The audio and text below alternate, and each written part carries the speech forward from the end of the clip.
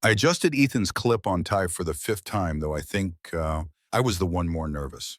My son, all of 8 years old, stood beside me in the grand ballroom of the Lexington Country Club, his dark brown hair slicked back and his eyes darting everywhere like he wanted to be anywhere but here.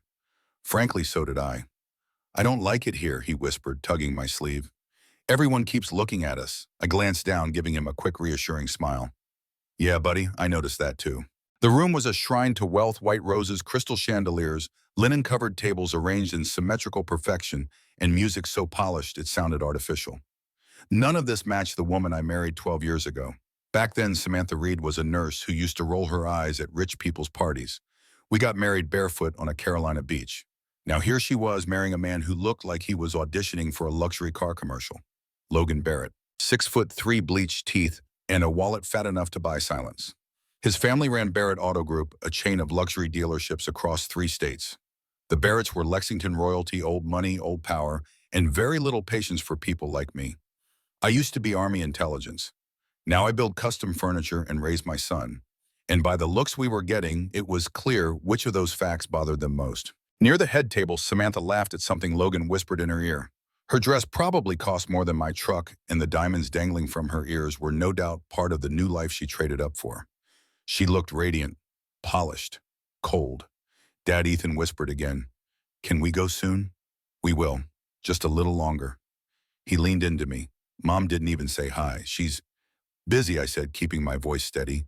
The truth, Samantha's lawyer had made it clear. Shared custody meant Ethan had to be here for appearances, but I wasn't expected to stay.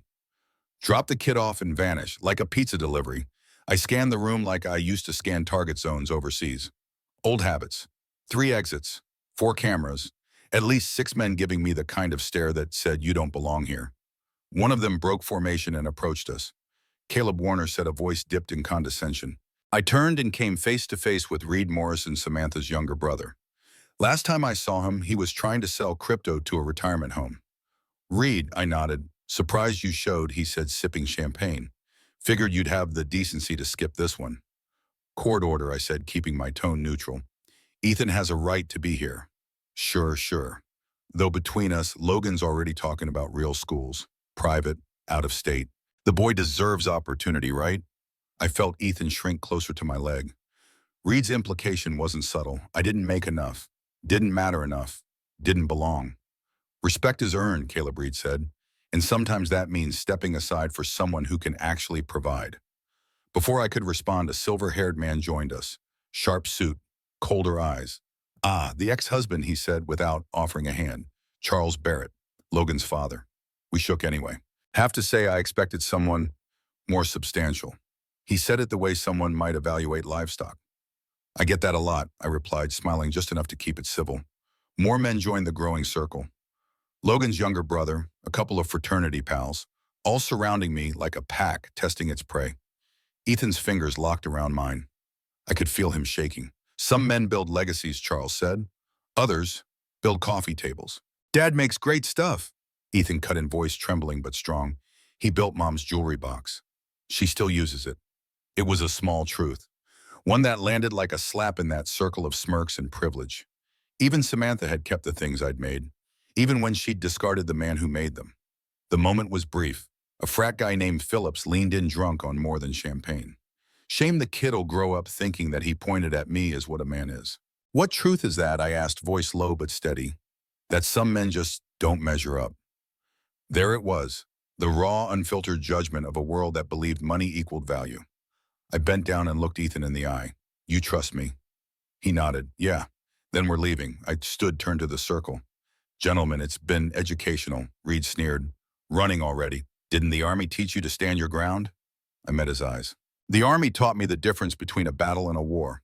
Their laughter followed us out of the ballroom. But I wasn't angry. I was focused. They'd shown me who they were.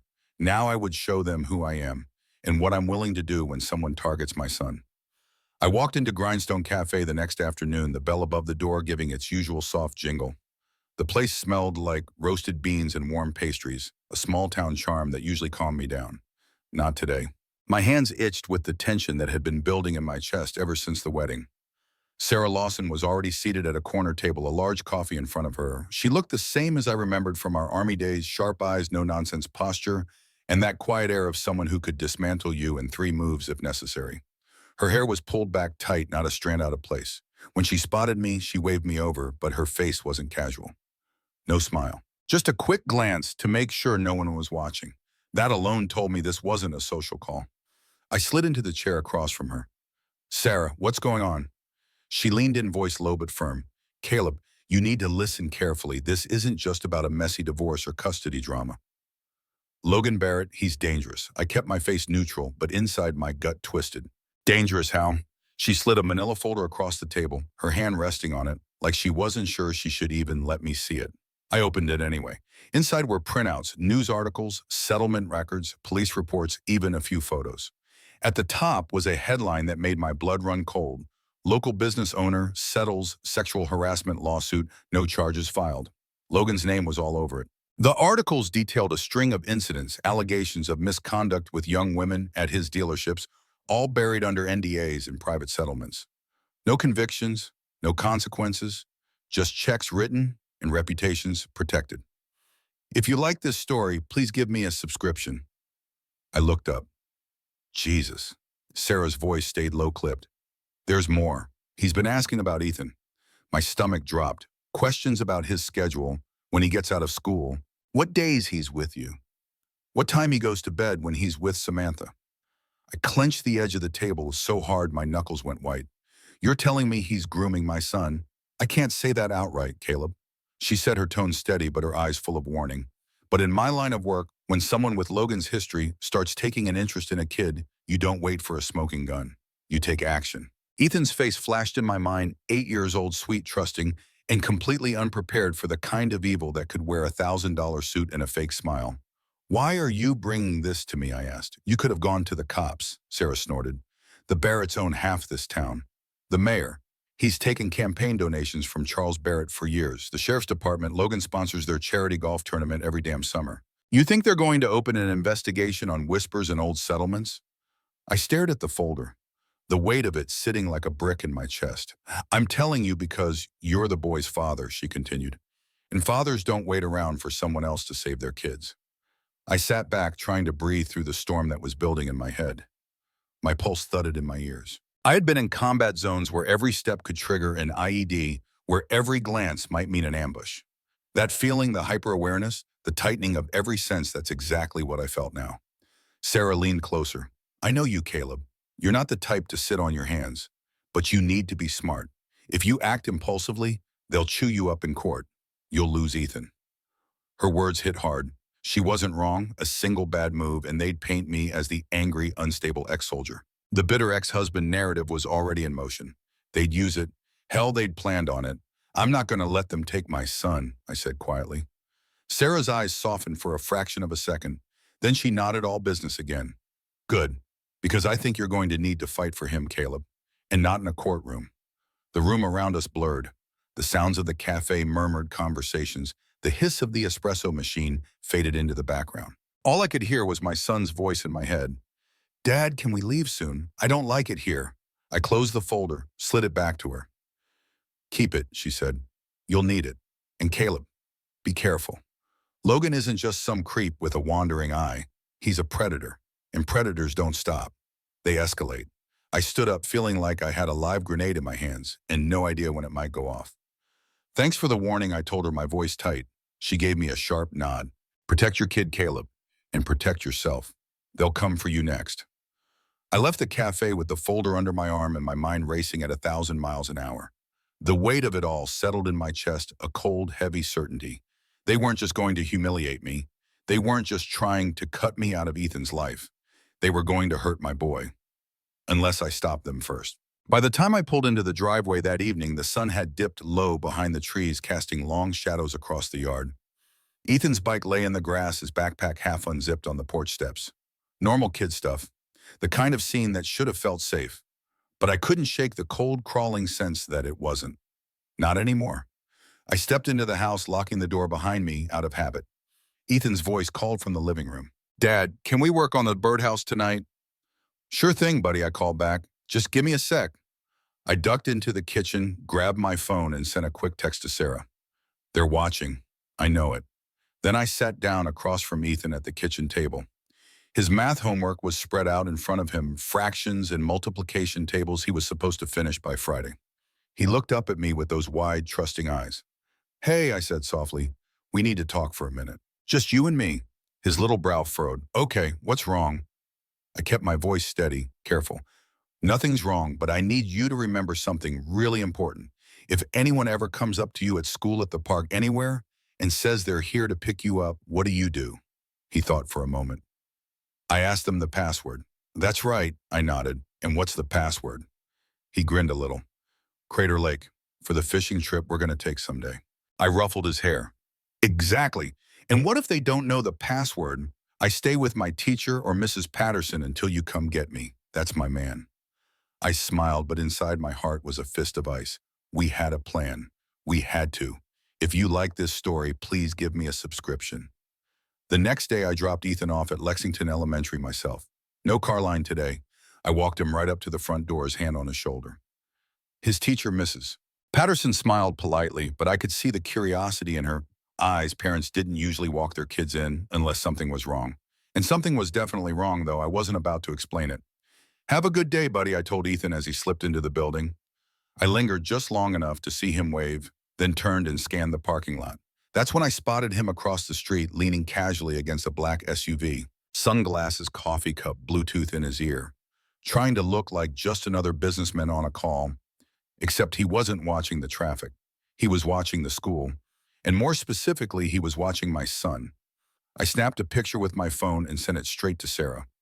Confirmed, they've got eyes on him. Her response was immediate. Do not engage, just document, we'll coordinate. I clenched my teeth and walked back to my truck, my fists itching to do a whole lot more than document. But I knew the play here. I'd been trained for this: gather intel, confirm patterns, and strike only when the time was right. Still, it took everything I had not to march across the street and introduce that guy's face to the pavement. The rest of the day, I couldn't focus on anything else. I tried to work in the shop, sanding down a cedar board for a client's table, but every scrape of sandpaper felt like a countdown. I kept checking the cameras I'd installed around the house, two at the front door, one in the backyard, and a new one covering the driveway. Every shadow, every passing car made me tense. That night, Ethan sat at the kitchen table coloring a picture of a spaceship. He looked so normal, so small. And I knew that somewhere out there, Logan Barrett was probably sitting in a leather chair in his mansion, planning how to get closer to my boy. I couldn't let that happen. Hey, bud, I said, trying to sound casual. How do you feel about a new phone? His eyes lit up. For real, yeah. One you can use in an emergency, just for calling me, okay? Awesome. Can I text you too? Sure thing. But this is just for important stuff. Okay? If you ever feel weird or scared, or like something isn't right, you call me right away. Doesn't matter what time it is. Ethan nodded solemnly, like he understood this was more than a cool new toy. He slipped the phone into his backpack like it was a secret spy gadget, and I tried to act like it was all just normal dad stuff. But deep down, I knew we were gearing up for a fight. That night, after Ethan went to bed, I sat in my darkened workshop, staring at the pictures I'd taken of the man outside the school. I didn't know his name yet, but I would. And once I had it, I'd know everything: where he lived, who he worked for, and what it would take to make him disappear. Because if they were going to play this game, they needed to understand something. I wasn't just Ethan's dad. I was his shield, his wall, his last line of defense, and I wasn't going to lose. By the time the clock hit midnight, the hum of the town had faded into a low, steady silence. Street lights flickered in the damp fog outside, and the occasional car passed by like a ghost through the night. Inside my workshop, the only sound was the sharp scratch of a pencil as I mapped out their lives. Logan Barrett, Charles Barrett, the whole damn nest of snakes. Their world wasn't just money and power. It was routines, patterns, weaknesses, and I was going to tear it all down. I had every detail spread out across the workbench, security camera layouts, for the Barrett Mansion employee schedules for the Barrett Auto Group, even the delivery times for Logan's private golf course wine shipments. I knew where Logan got his dry cleaning done, what brand of coffee he drank, and how many minutes he usually lingered in the sauna after his morning workouts. That's how you take down a predator. You study him. You wait for the opening. My phone buzzed and I snatched it up fast. A message from Sarah, a single line: they're escalating. Attached was a grainy screenshot from a parking garage camera feed. Logan, in his tailored suit, leaning in too close to a teenage girl in scrubs, his hand casually grazing her lower back as she tried to walk away. Her face was pale, turned away, but her body language screamed discomfort. I stared at the image, my heart pounding. That wasn't just some random encounter. Logan wasn't sloppy. This was a pattern, a hunting ground. I gritted my teeth, the pencil in my hand snapping in two. They weren't just going to try to take Ethan from me in court. They were grooming him, wearing down his boundaries. And the longer I waited, the more danger he was in. No more waiting. I grabbed the lockbox from under my workbench. Inside the tools of a life I thought I'd left behind. A compact camera rig, encrypted USBs, a burner phone, a set of lockpicks I hadn't touched in years. They felt familiar in my hands, like an old uniform that still fit perfectly. My heart slowed, steadying itself with the cold clarity of purpose. I was a father, but I was also a soldier, and they'd forgotten that. The first target wasn't Logan. It was his shell, the infrastructure, the web that protected him. I started small. Logan's main dealership, the Barrett flagship on Commerce Street. I showed up as a customer looking for a pre-owned luxury SUV. My old jeans and work boots didn't match the clientele, but the salesman still fawned over me when I flashed interest in a six-figure purchase. While they polished their pitches, I was planting tiny devices behind a brochure stand under the counter near the coffee bar in the back corner of the showroom. Listening devices, eyes where they thought they were safe. 30 minutes later, I was back in my truck, listening to their chatter through an earpiece. Deals, commissions, the occasional lewd joke about a customer, business as usual. Until Logan's voice crackled through the static. "Make sure the new girl knows the rules," he said, low and clipped. "She's cute. Could be useful." My hands clenched the steering wheel so tight it creaked. By the time I got home, the tension in my chest was a live wire. Ethan was asleep upstairs, breathing soft and steady, completely unaware that the world had shifted. I watched him for a while, leaning in the doorway, like a sentry, my arms crossed. His toy spaceship lay on the floor, the light from the hallway catching its silver edges. He was just a kid, my kid, and I was his only line of defense. That night, I barely slept. I spent hours reviewing the surveillance feeds, marking down names, faces, and addresses. Every contact, every pattern, every whispered threat. Just before dawn, I got another text from Sarah. "Logan asked the school for Ethan's pickup schedule. Wants to help out more. Watch your six." I stared at that message, the weight of it crashing down like a hammer. He wasn't just circling, he was preparing to strike. I stood, shoving the chair back so hard it skidded across the floor. No, hell no, this wasn't going to happen, not on my watch. I paced the workshop, my mind racing. The Barretts thought they were kings, untouchable. They thought they could push me out, silence me, take my son. They didn't know they'd just activated something in me that I'd kept buried since the Army. That old instinct, the one that calculated angles of attack, exit routes, timing down to the second. It was awake now, and it wasn't going back to sleep. Logan Barrett had made the first move. Now it was my turn. And when I hit back, it wasn't going to be loud. It wasn't going to be messy. It was going to be surgical and final. It was raining when it happened. A cold, steady drizzle that dripped down my windshield like a warning. I sat in the pickup across from Lexington Elementary, watching through the glass as kids streamed out the front doors, backpacks, bouncing shoes, splashing in puddles.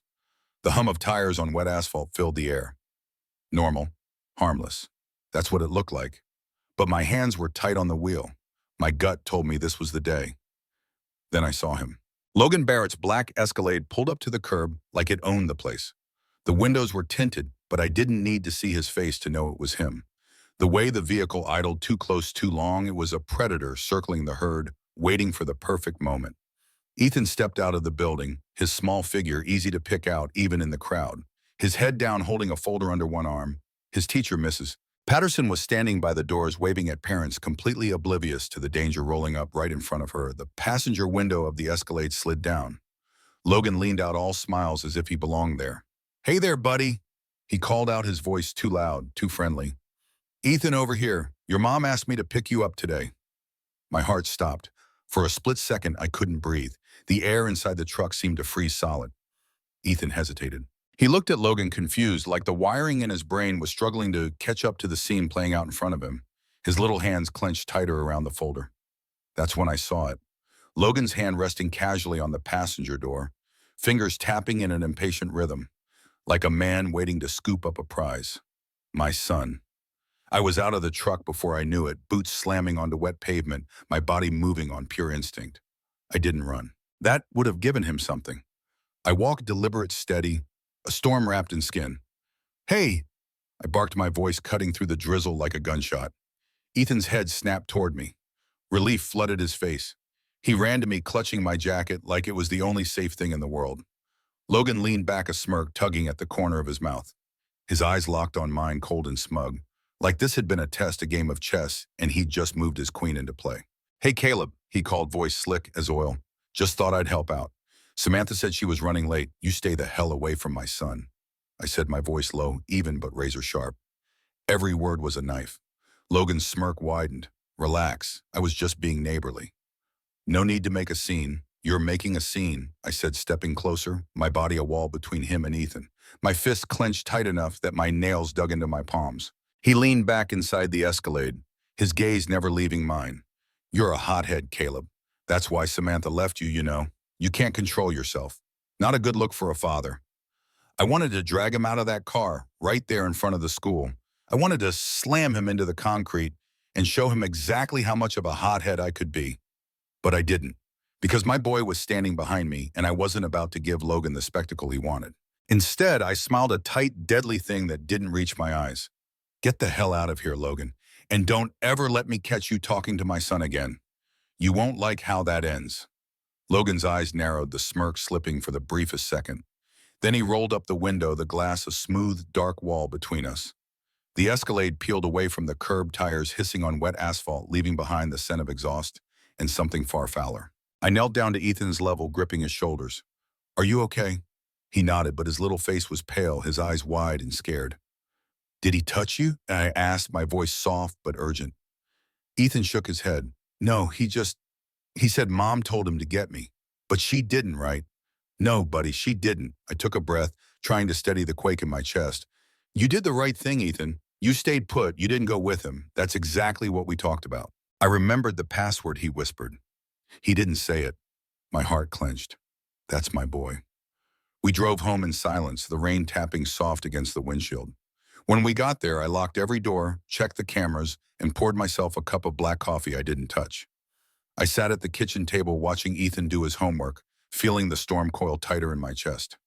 Logan had just crossed a line. He'd tested the water, dipped a toe in. He thought he was playing a slow game, a careful seduction of control. But what he didn't understand, what he couldn't understand, was that I wasn't some paper-pushing dad he could intimidate. I was the goddamn hurricane waiting on the horizon. And when I hit, there wouldn't be a damn thing left standing. By sunrise the next day, I wasn't just Caleb Warner, the carpenter, the dad. I was back in a mindset I hadn't lived in for years. The one I'd honed in places where laws were more suggestion than rule, where survival meant knowing who the enemy was, where they lived, and how to break them without leaving a trace. Logan Barrett thought he was untouchable. Charles, his father, thought the same. That their money and their golf course deals, their backroom connections could buy immunity. Maybe in a courtroom, maybe in the press, but not from me. I had files spread out across my workbench documents. Sarah had pulled surveillance photos. Riley had captured records Derek had unearthed through back channels. Every piece of information was a nail in the Barrett's coffin. The Barrett Auto Group wasn't just a dealership. It was a front shell, corporations' offshore accounts, dirty money funneled through charities, and worse. Much worse. I had the proof. Invoices that didn't match delivery logs. Payouts disguised as settlements to former employees who had quietly disappeared after filing complaints.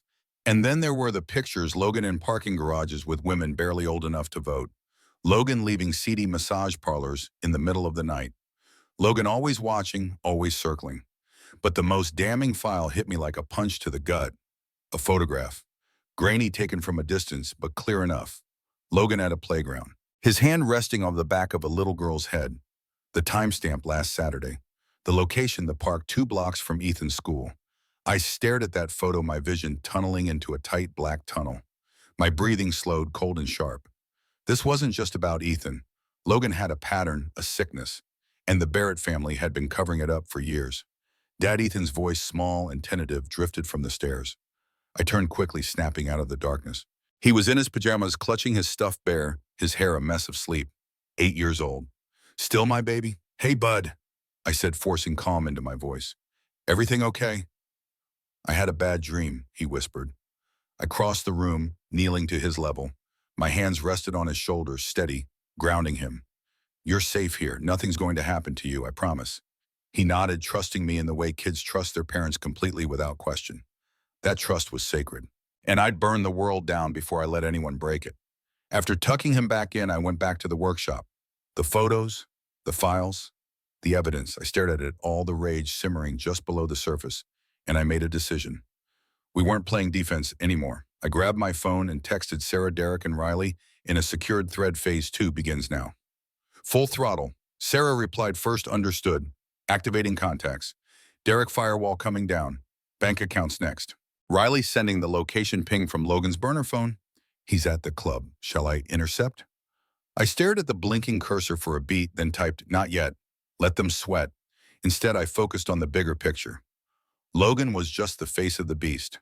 Charles was the brain, the connections, the money. That was the cancer I had to cut out. The next 48 hours were a blur of controlled chaos. Sarah's team infiltrated the Barrett family's digital fortress, pulling every email, every financial transaction, every scrap of dirt that had been hidden behind layers of encryption and shell companies. Derek worked the back channels, feeding anonymous tips to federal contacts, local journalists, and watchdog groups who'd been too scared to speak up before. Riley followed Logan, documenting his every move with surgical precision, who he met, where he went, what he said, when he thought no one was listening. And me, I planned the final hit, the one that would make sure they never laid a finger on Ethan or any other kid ever again. Late Friday night, as I watched the footage of Logan pacing in the Barrett family mansion, shouting at Charles over the phone, I knew we had them. They were scrambling, desperate. Charles barked orders, trying to reach his political cronies, but calls went unanswered. Logan raged, cursing my name, demanding action. That's when I caught it, an overheard fragment from the surveillance feed. We'll take the boy, Charles snapped, voice sharp and vicious. If we control the boy, we control Caleb. End of story. My hands froze. Ethan. They were going to take Ethan. They were going to use my son as leverage to make me back down. I stood there, the workshop suddenly too small. The walls closing in around me. The storm inside me wasn't a storm anymore. It was a bomb primed and ticking. They had just made the last mistake of their lives. I picked up the phone, my voice a roar, when Sarah answered. They're coming for Ethan, I said. She didn't ask how I knew. She just said, we're ready. I ended the call and looked at the photo of Ethan taped to my workbench. His gap-toothed smile, the freckles on his nose, the way his eyes crinkled when he laughed. My little boy, my whole world. This wasn't just about protecting him anymore. This was war, and it was time to end it. The sun hadn't even risen when I strapped on my boots. The house was dark and quiet except for the low hum of the security system. I'd installed last week motion detectors on every window, cameras covering every angle, and alarms tied directly to my phone. None of it made me feel better, because I knew they were coming. I stood at the workbench, loading magazines with practiced, steady hands. The old instincts, the ones I'd buried when I left the army, were sharp now, like a blade honed on stone. My pulse wasn't racing. My hands didn't shake. I was ice, cold, focused, and ready. Riley's voice buzzed in through my earpiece. They're moving, Caleb. 2 SUVs left the Barrett estate 10 minutes ago. I count 6 men armed. They'll be at your place in 20. Copy that, I replied. Sarah chimed in, her voice tight. Law enforcement's been bought. No help coming. I expected nothing less. I walked upstairs, quiet as a shadow, and opened Ethan's door. He was curled up in bed, breathing slow and steady, his stuffed bear tucked under one arm. I knelt beside him, brushing a hand over his hair. Dad, he mumbled, blinking groggily. Hey, buddy, I whispered. I need you to wake up for me, okay? We're going on a little trip. He sat up, rubbing his eyes, sensing something in my tone. Is it the bad guys? I nodded once. Yeah, buddy, it's the bad guys. He didn't cry. He didn't panic. My boy just took a deep breath, like I'd taught him, and climbed into my arms. We slipped out the back door just as the first SUV rolled onto my street. I had 10 minutes, maybe less. Ethan was strapped into the back seat of my truck, headphones on, a movie playing on a tablet to keep him distracted. Riley's voice crackled again. They're fanning out. 3 at your front door, 2 circling the back, 1 posted across the street. Let them come, I murmured. I activated the lockdown sequence on my phone. The house transformed from a modest home into a fortified, trapped steel shutters, slamming down lights, flickering off cameras, recording every angle. The first man, big, thick-necked, with a cheap pistol tucked in his waistband, approached the porch and knocked once, twice. then kicked the door in like he owned the place. That was his mistake. The moment his boot crossed the threshold, the floor gave way, rigged to collapse into the basement workshop, where I'd prepped a little welcome mat, tripwires, smoke bombs, and a bright flashbang that detonated with a pop, leaving him coughing and blind. Another thug tried the back door.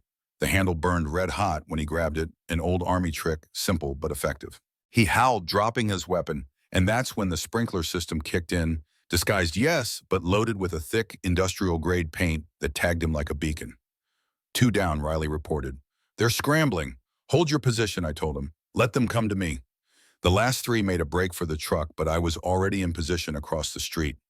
I stepped into the open slow and calm, my voice like a gunshot in the early morning air. Looking for me, they froze like deer in the high beams. Caleb Warner, the leader, sneered, trying to recover his bravado. You think you can take on the Barrett family? You're just a washed-up vet playing cowboy. I leveled my weapon. You don't know what I am. The first shot cracked through the Dawn non-lethal rubber rounds that hit the lead man square in the chest. He dropped like a sack of bricks, gasping for air. The second shot shattered the passenger window of their SUV. A warning. The third A bullet embedded into the dirt inches from the last man's foot. He looked at me wide-eyed, like maybe he was starting to understand. Tell Logan, this is over, I said, my voice cold as stone. Tell Charles their money can't buy what's coming. And tell them if they so much as breathe in Ethan's direction again, I'll burn their empire to the ground.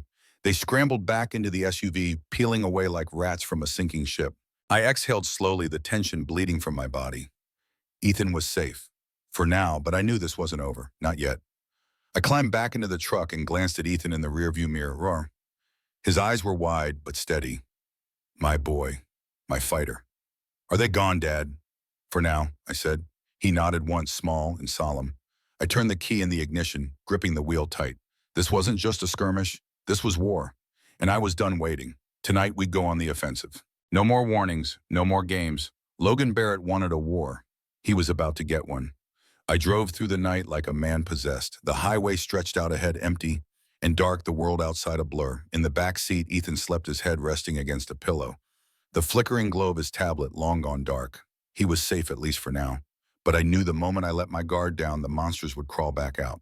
Not tonight. The Barrett estate loomed on the hill like a fortress. The gates were closed, the driveway guarded by two black SUVs, engines idling. Men in dark suits lingered outside, smoking, laughing, their postures loose. They thought they were safe behind their walls of money and muscle. They thought they'd won. They were wrong. I parked down the road, cut the engine, and sat in the darkness for a moment, letting the rage settle into focus. My pulse wasn't racing. My hands didn't shake. This wasn't adrenaline. This was cold calculation.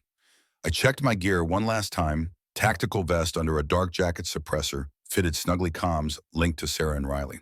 Across town, Derek had already triggered the final wave data drops to federal agencies, media leaks, anonymous whistleblower files. Everything the Barretts had buried, every crime, every victim, every bribe, was now in the hands of people who couldn't be bought. But I wasn't here to watch the fallout. I was here to finish it. Caleb Sarah's voice came through the earpiece, calm and focused. We're green. External security is on a 2-minute rotation. You have a window. Go. I moved like a ghost through the trees, my boots silent on wet grass. The fence was easy, standard industrial wiring, bypassed with a small cutter and a careful push. I slipped inside the perimeter, heart steady, breath even. Two guards stood by the back patio, their rifles slung lazy over their shoulders. I took them one at a time, silent, efficient, no noise. They never saw it coming. Inside the house was dimly lit, expensive, cold. Marble floors, glass walls, modern art on the walls like trophies. I moved through the halls, my weapon raised, every sense tuned tight. Logan was in the study, pacing like a trapped animal. His phone buzzed on the desk unanswered. His tie was loose, his hair disheveled. I watched him through the doorway, the predator exposed, stripped of his charm, his smirk replaced by raw, sweating fear. He hadn't heard me come in. I could have ended it right there. But that wasn't enough. I stepped into the room, my boots echoing across the hardwood. Logan. He spun around, his face, pale, eyes wide. Jesus Christ, Caleb. How did you... I raised my gun, steady, silent. Sit down. He backed into the chair like a cornered animal, hands trembling. Look, man, we can talk about this. There's no need for... Where's Charles? Logan's mouth open, closed. He tried to summon the smirk, the arrogance, but it wouldn't come.